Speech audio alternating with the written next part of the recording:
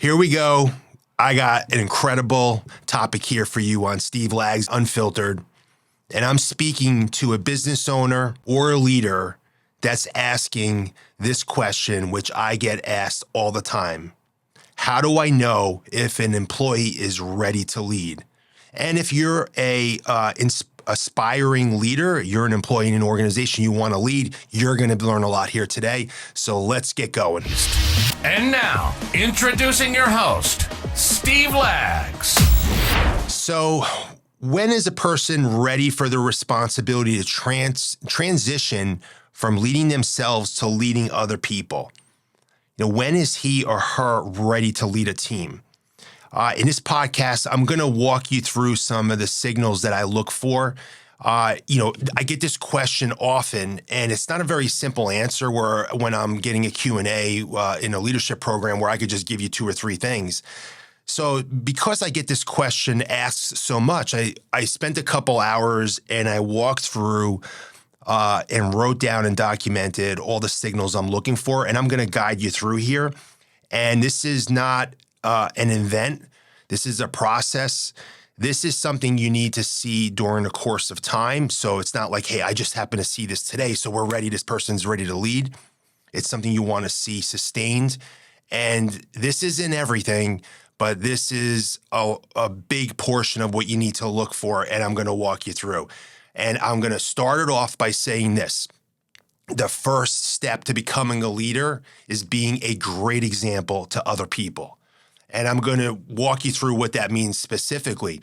But if you're not a great example to other people and you're not going to take that first step to be a leader, you lead by example. So you're setting the example of what it looks like to perform well, to succeed, to do a particular role successfully.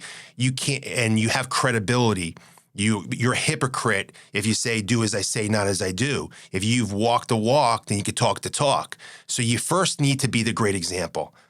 And John Maxwell, who is, I've learned so much from him in leadership. And actually, if you're listening to this, you want to go on my YouTube channel, in the captions there, I'm going to put links to about 5 or 6 John Maxwell books that are so incredible for leadership.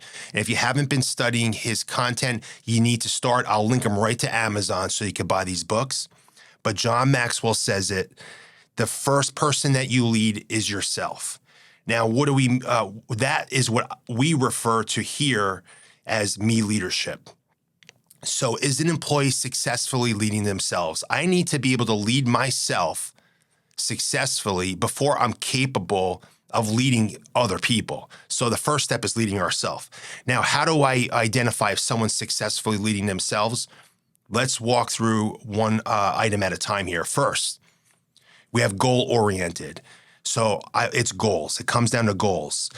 Are they clear on their goals? And you can bucket them by personal and professional financial goals because that's kind of covers most aspects of life. I think you could take all of your goals and put them in one of those 3 buckets: personal, professional, financial. Are they able to successfully plan these goals?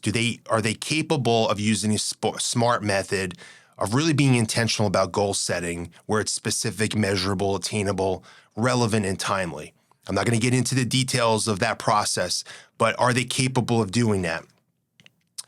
Can they align the accomplishments of their goals with the work that they do every single day within the business?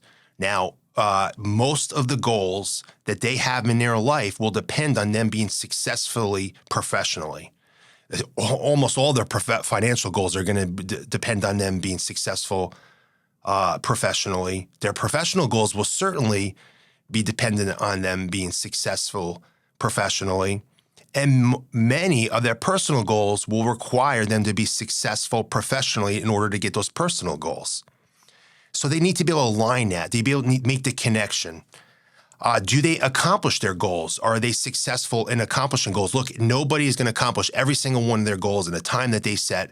If they did, their goals were too easy. So we're not looking for that, but we see accomplishment of goals. We see progress towards accomplishment of goals.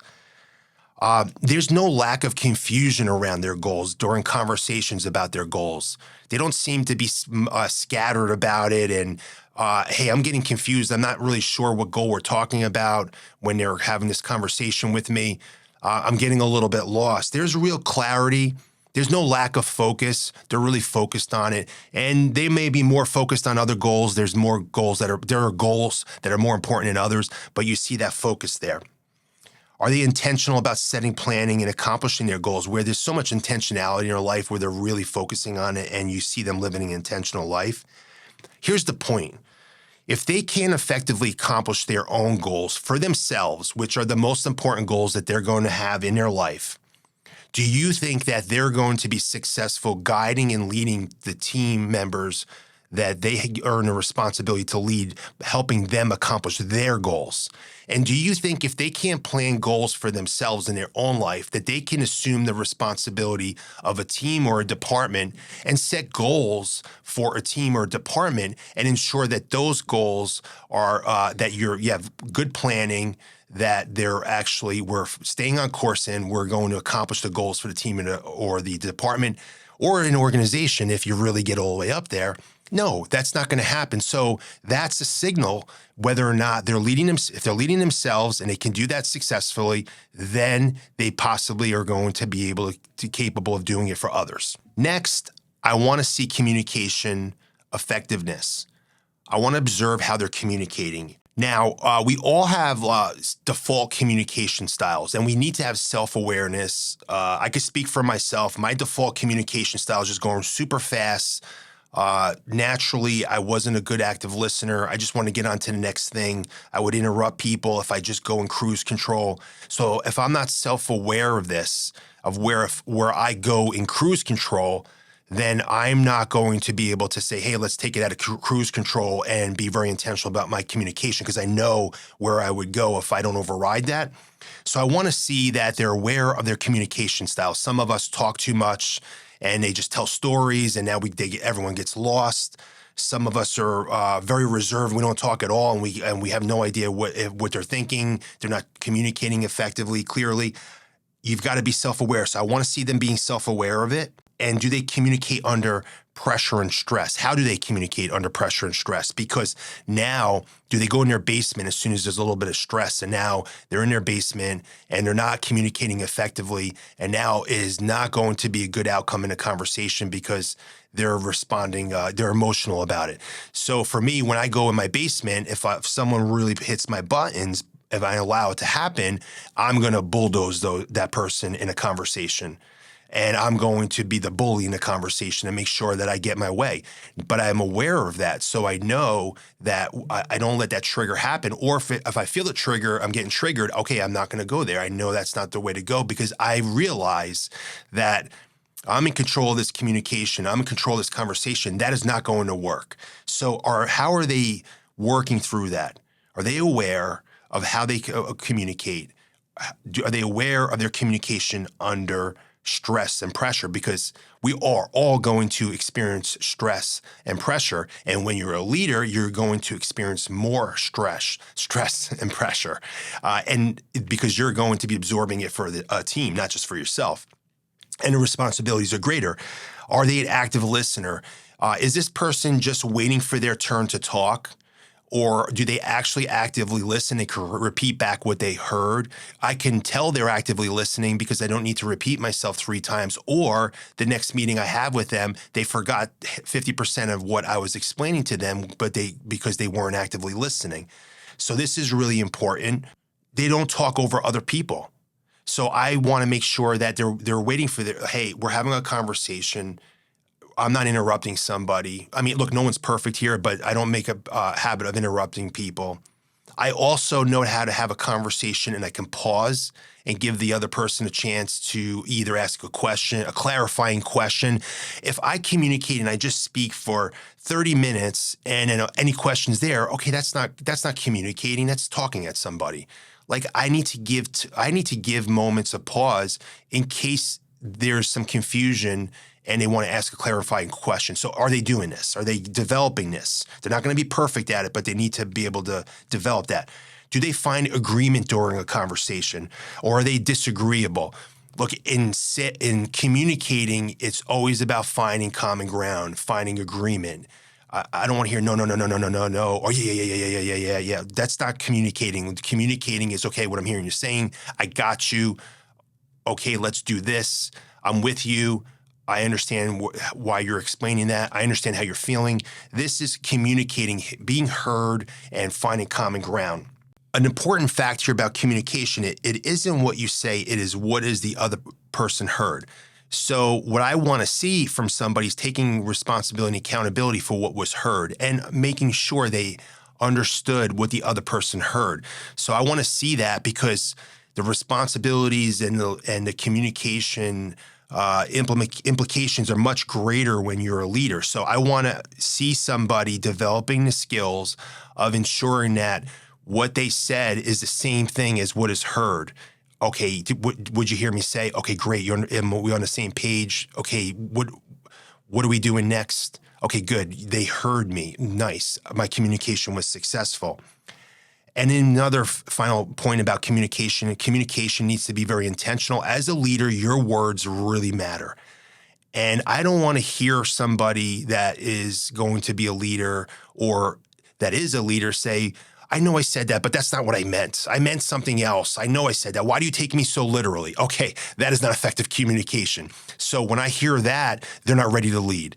I don't want to hear that in a leader, because you say what you mean and you mean what you say, because they're going to cling on every single word that you say. So make sure you're very intentional. And if you misspeak, you immediately correct it. Oh, I just misspoke. I just said the wrong thing, guys.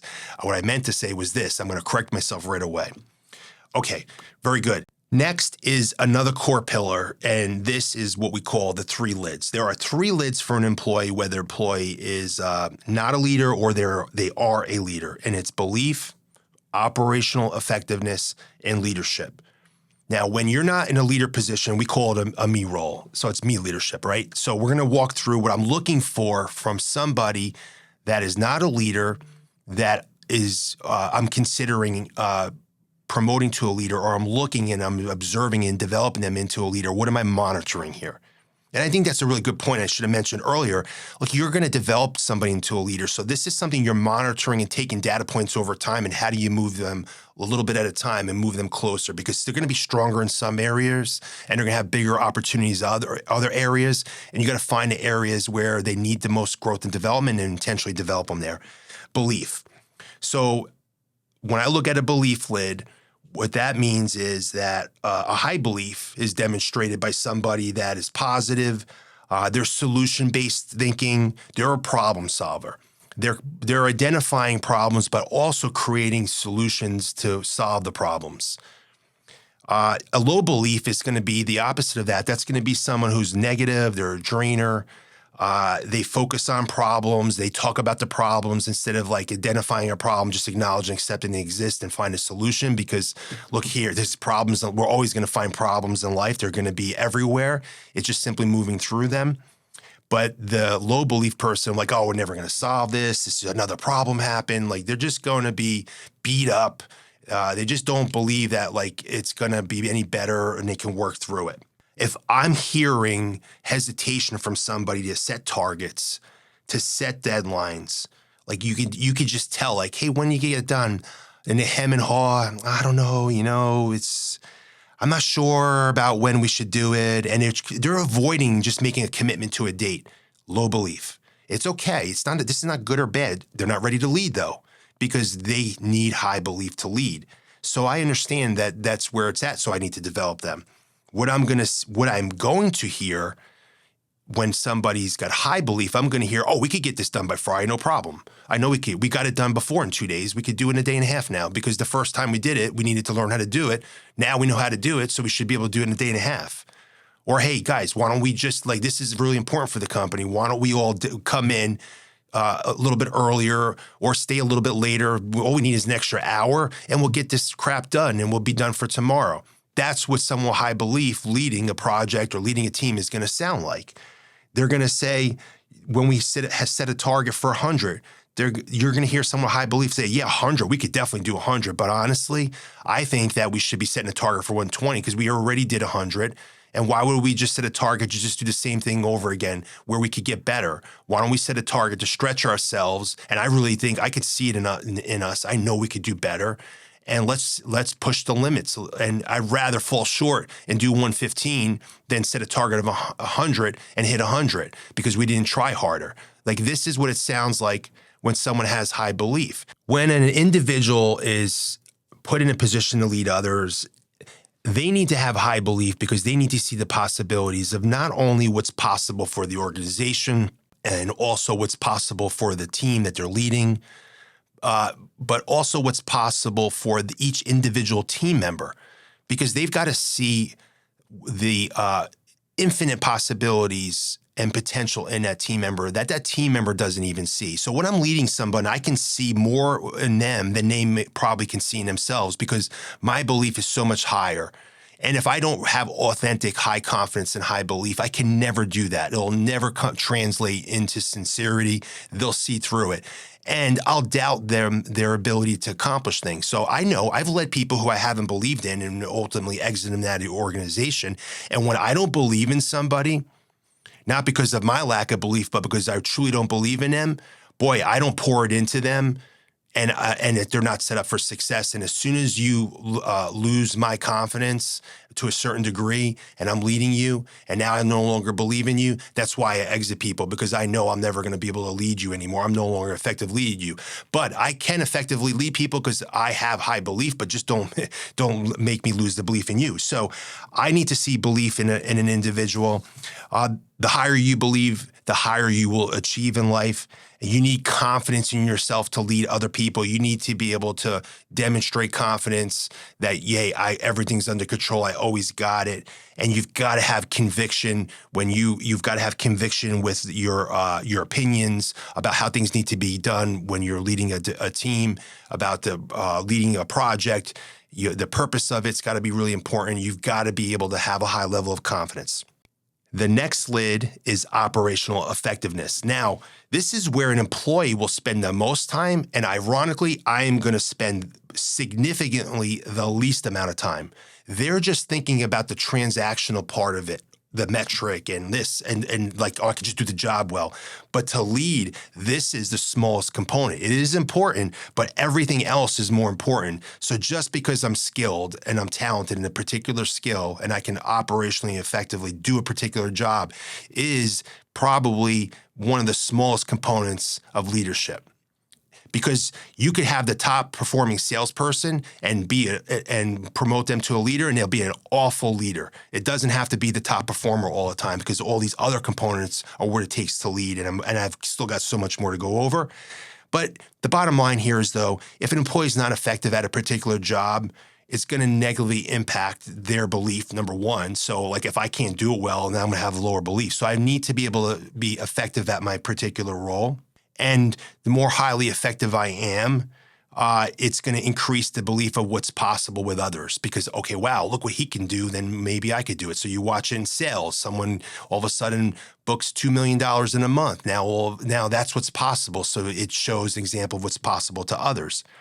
When an employee becomes a top performer in their role, they get the credibility to teach others. When they become a top performer, they're mastering the processes, they get the experience they need, they have the wisdom they need, and it really allows them to be able to teach others to be successful. So what I'm looking for here is not the very best performer, but I'm looking for someone who's in the top third performing, that's going to have the credibility to be able to teach others and show others how to succeed in that particular role.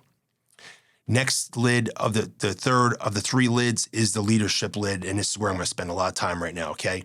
Because when you're in a me role, you're leading yourself. So I want to observe how successfully they're leading themselves, and I'm going to walk you through some items here, and one of them is going to be the one-on-one. I'm going to spend a lot of time here because when you're a leader and you're doing one-on-ones, you're going to get a lot of data here, and you're going to really get a lot of good one-on-one time with an employee, and you're going to really be able to develop and learn where they are in their development cycle, in their growth cycle.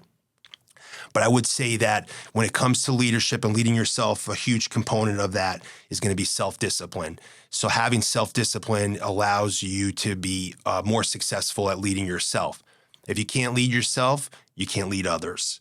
So if they're not getting the very basics down, such as simply showing for work on time, that's me leadership. You can forget about everything else I'm talking about in this podcast. They're not ready to lead, okay? If they need a babysitter and they just simply need to be, hey, reminded that this is our work hours, or hey, you've been missing these meetings, you're missing one-on-ones, you're forgetting to submit your one-on-ones. That's not a mature adult, never mind a leader. Is this person not need someone to hold them accountable for everything?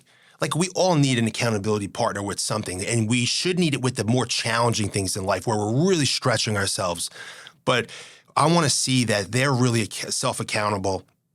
They don't deflect. They're not making excuses. They really take responsibility. And when they do forget, and the occasions that they do not get something done, they take full responsibility for it, and their response to it is really good. I really like the way they responded to that setback, or where they let themselves down and they overcame it.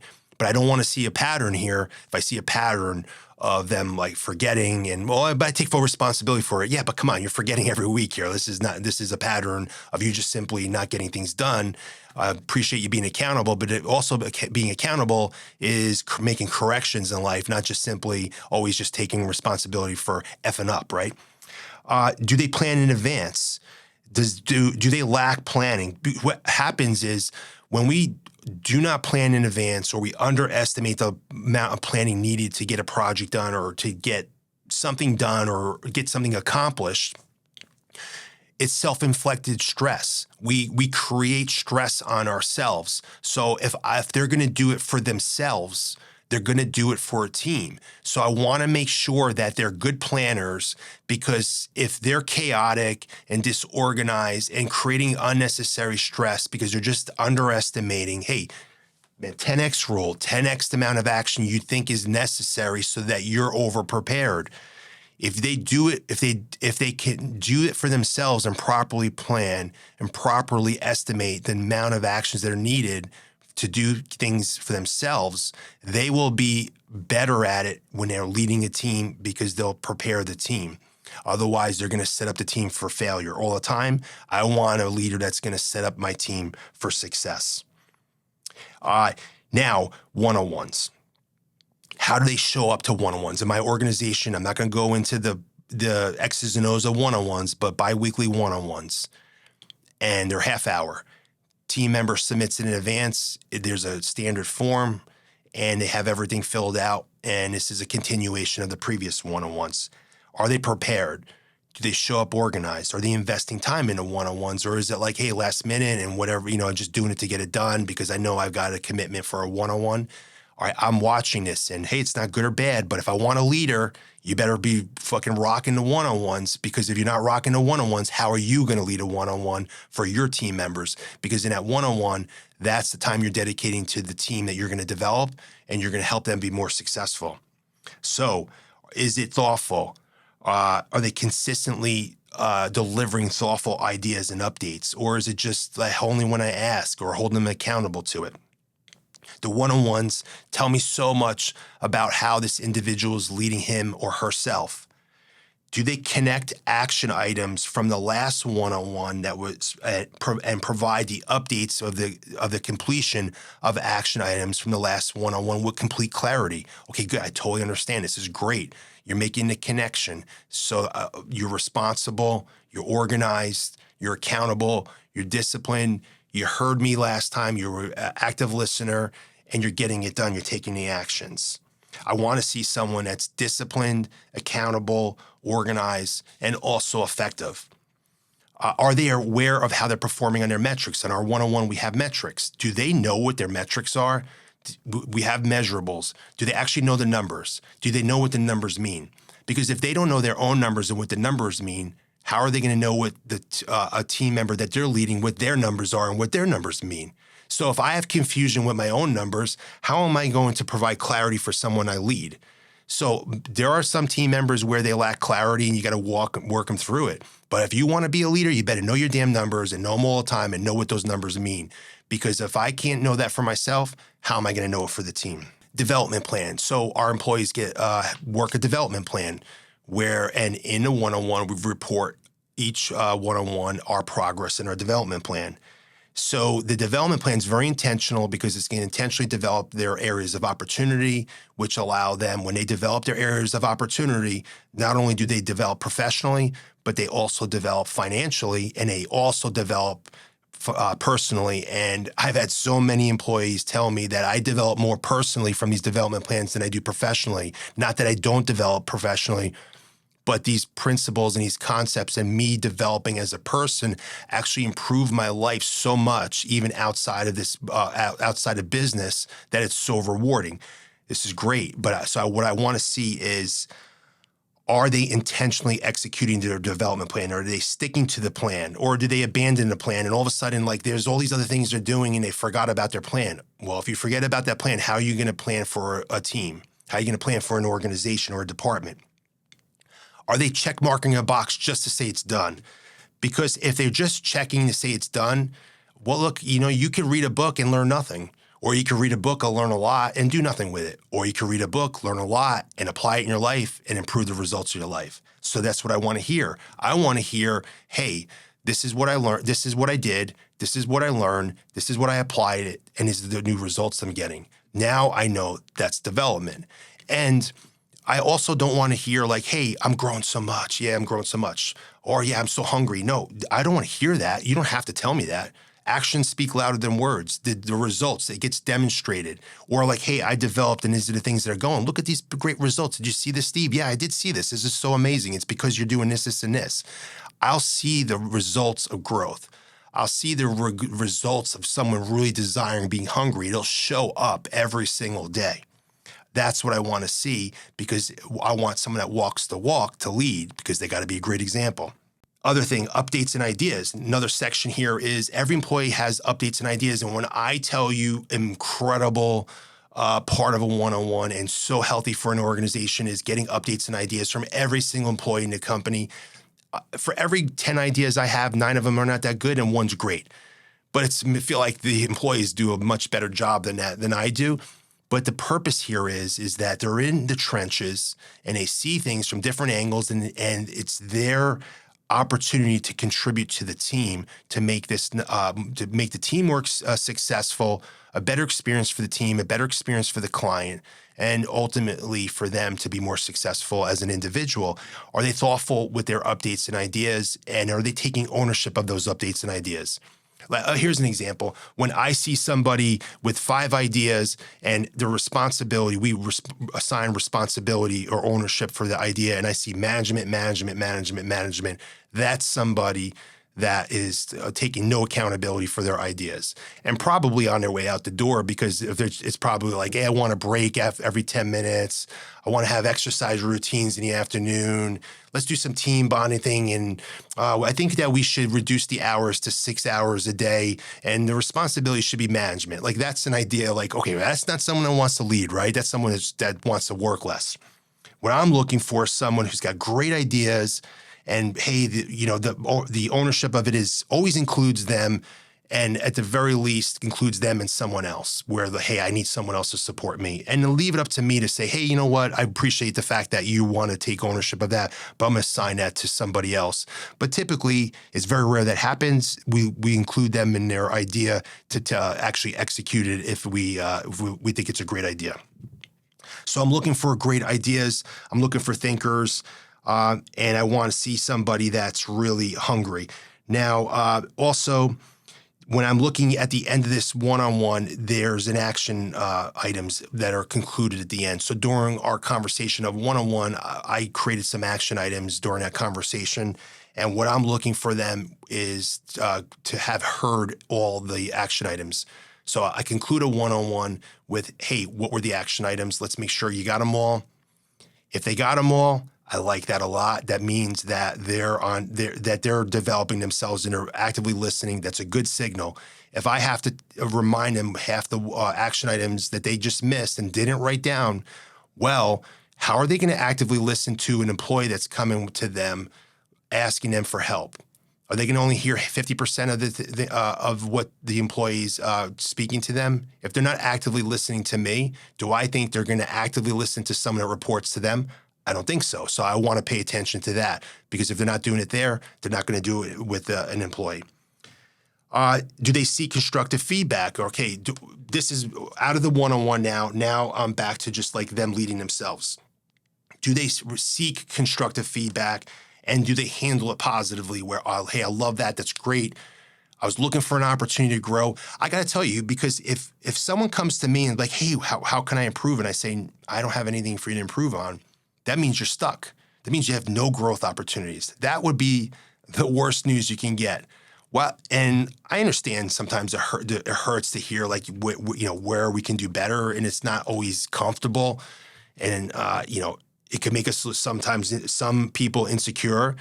But embracing that, hey, I love it. Like if I've got opportunities to improve. So I want them to embrace the feedback, because if they don't embrace the feedback, how can they provide feedback to others? Because they'll if I don't like receiving feedback and don't receive it well, what I'm going to do as a leader, I will over empathize, and I will project that on the people I lead, and I will be hesitant about providing them feedback. So I need to be able to learn to embrace it myself, so that I don't hesitate giving it to the team members that I'm responsible for helping become more successful.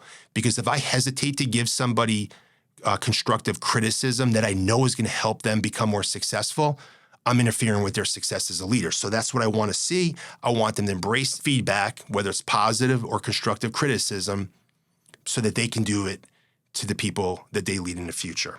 Another point here, victim mentality. Does this person take the victim mindset, or do they take responsibility for everything that happens to them? I also want, because I don't want a team of victims in my organization or any organization that I lead. So another point I'm watching, hey, how are they responding to the unfortunate circumstances that will happen? It doesn't happen to me. It happens because of me. I want that mindset in every one of my leaders, because if I have leaders that are victims, I'm going to have a team of victims, and they are destined to fail. And not only be destined to fail, but they're going to feel helpless. They're going to be miserable. And that doesn't exist in any culture and any organization that I'm part of. So I want to make sure they don't have this victim mentality. Hey, and that's tough in society today, because in order to not have a victim mentality, you've got to swim upstream right now. So I'm looking for that. I want to make sure that I don't hear any of those victim cues from that employee. Hey, if they have it now, then they're just not ready to lead, and then we got to develop them out of that. And do they have a growth mindset? So, or do you hear from them, hey, that's just how I am. I can't change that about me. I've always trying to change that. It's just always going to be that way. If I'm hearing that's just the way I am, fixed mindset, and they're not a growth mindset. Anything can be changed if you wanted to change and grow through that. Because if you have that, now here you go again. If I do that for myself, I'm going to project that on other people that, he's just that way. He's never going to be able to change that. If it is interfering with accomplishing your goals or helping other people, you need to change it. And you got to find a way to do it. It might be hard. It might take time, but there's always a way. You just have to figure it out and have the right mindset, knowing that, hey, nothing is fixed in me. I can change anything about me. I just simply need to grow and develop myself intentionally to be able to do it. So I'm looking for that. I want growth mindset. And that's about being coachable too. Being able, if you can't coach people, if you can't be coached yourself, you're a hypocrite, number one. And number two, you have no credibility. And three, you can't do you can't teach what you can't do. So I can't teach someone how to be more coachable if I can't be coachable myself. So I want to see coachability where, hey, I love the feedback. That's great. Coach me through this. Hey, we're going to role play and tell me how I could do better. Growth. I also want to see them embrace the discomfort of growth. When we grow, it is not going to be comfortable. So when I'm watching the employee, it's going to be uncomfortable when they grow, and it's the law of the rubber band. When their rubber band gets stretched, it is going to be very uncomfortable. I've experienced this all the time. And you don't have to love it, but you've got to learn to embrace it and acknowledge and accept it and know that it's a positive sign. And it's not something that I retreat from. It's something that I just keep pushing and I grow through it. If I see when it gets uncomfortable because the growth opportunity is stretching that rubber band and I see retreating, okay, they're not ready to lead other people. They're not growing through that right now. So I'm observing that. But when I see them growing through it and I see that, and they're transparent. You can be transparent. Like, this is so uncomfortable. It's damn effing hard right now. But okay, I'm not going to talk about how hard it is. I'm going to grow through it, Steve, and I'm just letting you know it's really challenging. But I know I'm not giving up. All right, great, awesome. Hey, I'm with you. Like, I'm going to embrace you for that. And you've got courage. Keep going at it. It's 3 feet from gold. When it gets harder, the hardest is when we're closest to breaking through and finding that gold. So if I don't do that for myself, I am not going to be able to lead others through it. So I have got to go through that experience, break through those break points in life, and get the wisdom and experience and the confidence knowing that that's the way it works. Okay, great. I understand that. So now I can lead others through it. But if I'm a chicken and I retreat at it every single time, I will project that on the people I lead, and I will not project the courage that is needed and the confidence to them that they can grow through it, and also share my experience to help pull them through it.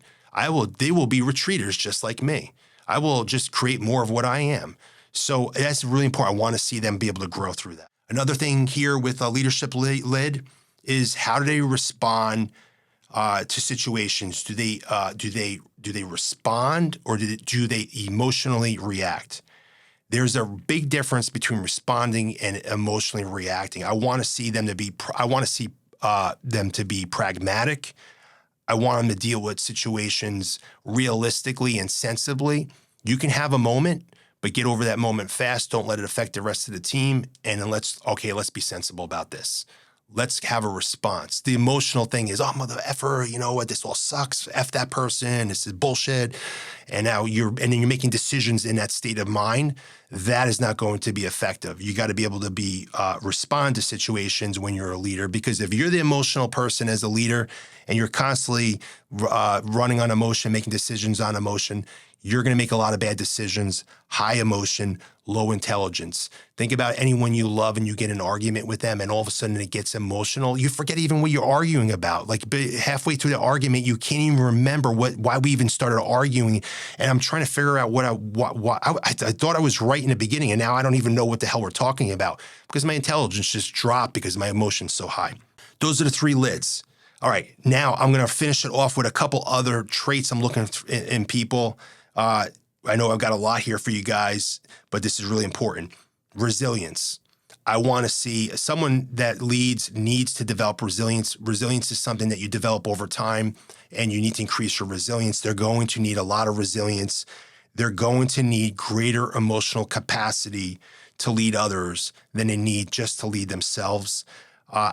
Resilience is not the same as perseverance. Perseverance is just simply surviving an unfortunate circumstance.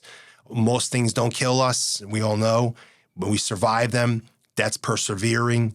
But resilience is responding positively to negative outcomes and setbacks and growing through that and understanding that, being aware of that.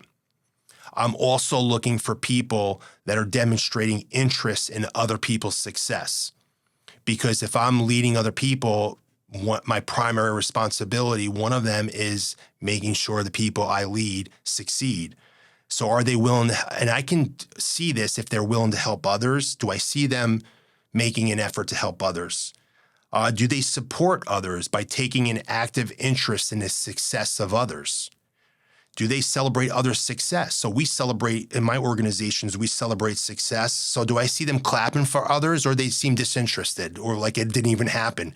Because you can watch on like a video meeting in gallery view, and you watch all the employees and who's not even interested. Okay, that's fine. They're not interested. Well, they're not a big team player, and they're also not somebody who's on the cusp of being a leader right now. You can see you watch an employee who walks up to another employee and congratulates them on a goal accomplishment, or on a promotion, or on a big order like that they closed, or deal they closed. Like, you'll see the indications of people that actually care about other people's success.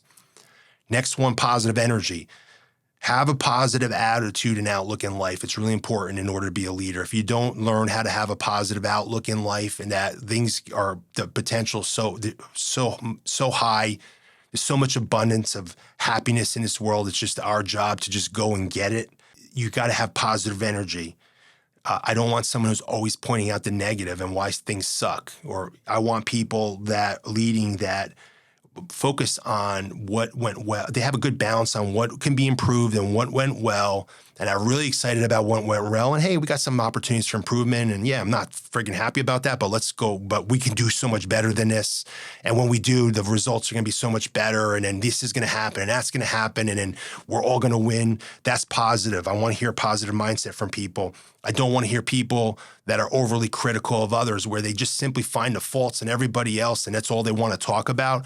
That's not a leader. I want someone who's aware of the opportunities for growth in other people and holds people accountable to the minimum standards in the organization, but also sees the unlimited potential in other people and is excited about helping those other people succeed. What I would do here is I do my organization. Another thing is create optional training programs and opportunities and test people. So another thing I'll look for is I'll create optional training programs that are not required. And if somebody wants to lead, they better be showing up for these. Because if they're not showing up for what's optional, they're not making the sacrifices to become a better person so that they can lead the people that they lead. Because there is so much sacrifice in leadership. And leadership is not to serve yourself, it's to serve others. And you're going to need to give so much up when you lead others in order to be an effective leader. And when you're not willing to give up a little bit of time to make yourself a better, more capable person so you can lead others, you are not going to be a good leader. So, and if they don't do it now, then it's just not ready for leadership. But when I see, these are signals I'm looking for. Remember, it's all this over time, right? Team player. Here's another thing. You want to see a team player. I got a couple more guys. Do they bring people together? Do they know how to work through team dynamics? Do they put the team's interests before their own interest? Do they have the ability to see the big picture where they're not just being, oh yeah, but I don't get paid to do this. This doesn't apply to my metrics. Like if I hear that kind of talk, they are not ready to lead. They're having a hard time leading themselves right now. And they're not even being a good team player right now. But when they're like, hey, the big picture is we're in an uncharted territory. We never done this before. Like, all right, let's just go. We're going to figure it out later. We'll get it worked out. Let's just go. They're doing whatever it takes to help the team, the client win. You don't hear that that's not my job or, hey, I'm not doing that. Like I'm not doing that. If the team needs it, I'm doing it. If it aligns with my core values and I feel like it's ethical, I'm doing whatever the team needs, no matter how uncomfortable it makes me. And they all know that. You just put me wherever you want me to do it. As long as I feel like it's going to work and it's ethical and it aligns with my core values, you know where I'm on there. Another thing, another item here, very important one, is integrity. The person must be trusted. So if this person doesn't have good ethics, they don't work from a place of high ethics. They don't do what is right. They need to be genuine. I need to see someone that's genuine, someone that's authentic and transparent. They're not hiding everything in their lives. I want to see that attribute in a person because as a leader, number one, if I don't have integrity, I'm never going to be trusted, right? And I don't want people that lack integrity leading my team. That's a disaster. But also, if they're not genuine, authentic, and transparent, they're never going to make the connections with the people they lead. If they're hiding so much of their life, they're not going to connect with the people they lead. It's going to be really hard for the people they lead to identify with them because there's just so much that's just unknown. I want somebody that's transparent, so I need to see that. Now, I went through so much of what I look for somebody in order to determine whether or not they are potentially a leader in the making, right? But there's one thing that's super important that trumps all of this, and that is, does the person actually want to lead? And if they do, why do they want to lead? I made the mistake before where I put people in leadership position where years ago, I didn't even offer them the position. I just promoted them without even asking them to accept the offer. Then I learned I needed to offer the position and allow them to accept the offer. And then I learned, hey, before I even offer them the position, let's find out what their professional goals are. Do they even want to lead? Because I don't want to develop someone for leadership they're not interested in it. And I also don't want to offer the job of leadership to somebody that's not interested in it. they need to be more than interested. They need to really want to lead others, not just be simply interested in it. And why is that important to them? Understanding why, if it's just to make more money alone, is not going to be enough. They're going to fail as a leader because they'll be transactional and they won't really be successful as leading. They need to have a why. It needs to be a bigger purpose. The money can be definitely a part of it because that comes with it. But they also have to have a transformational reason of why it's important for them to lead, and such as helping other people succeed, where you see the way they are, they're passionate about helping others, and they know that they can amplify their impact through other people by leading other people. So that's really important. So if you look at all this, they also need to have the why behind the reasons they want to be a leader. So there you go, guys. This is a lot of information here. I sat down for a couple hours, like, oh, what am I looking for? That's what I came up with. I wanted to share it with you because so many of you asked me. And I'm going to put a couple, as I mentioned, if you're not on the YouTube channel, you listen to the audio version of this, you need to hop on YouTube, Steve Lags Unfiltered, and you can look in the caption here. I got all the links for 5 or 6 John Maxwell books that have impacted me so much, not only impacted me directly, but impacted my mentors that mentored me as well, with learning how to really understand and command the concept of leadership and set you up for success to not only identify your future leaders in your organization, but also develop them. And if you're inspired to become a leader, reading those books are really going to set you up, and understanding what your employer should be looking for in terms of a leader. And I can tell you, whether they're looking for this or not, you develop yourself as a person, your employees, you're going to stand out as a future leader in any organization. Guys, don't forget to subscribe to this channel here on YouTube if you haven't already. You got to like the video. In the comments, if you're looking for any other topics, put them in there, and I'll make sure I address them and get future podcasts to any leadership questions you guys have, or topics or challenges that you have. And if you're listening to the audio version of this, make sure you give our podcast a review. We'll see you on the next Steve Lags Unfiltered. That's all for today's Steve Lags Unfiltered journey. Subscribe, rate, and leave a review to fuel your success journey. Also, be sure to listen to us on your favorite podcast channel or outlet. Stay tuned, stay unfiltered, and we'll catch you on the flip side.